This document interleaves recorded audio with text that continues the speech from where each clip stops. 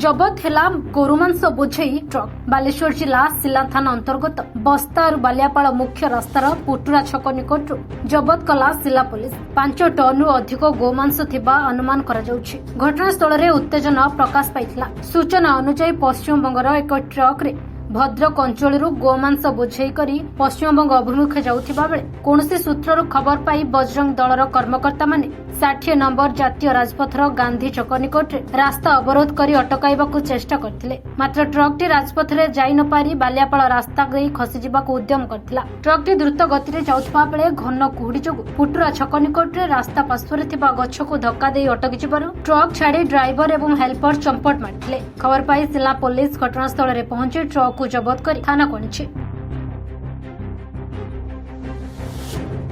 तेबे प्रत्येक दिन राजपथ दे शह शह गोमांस बोझेई गाड़ी एवं गोरु बोझेई गाड़ी पश्चिमबंग को चोराचालाण हेउथबा बेले पुलिस धरिबारे विफल हेउछि। एही बेआईन गोचालाण बंद करबा सहित एथिरे संपृक्त थिबा लोकंक विरोध रे दृढ़ कार्यानुष्ठान दाबी करछन्ति स्थानीय लोके एवं बजरंग दलर कर्मकर्ता।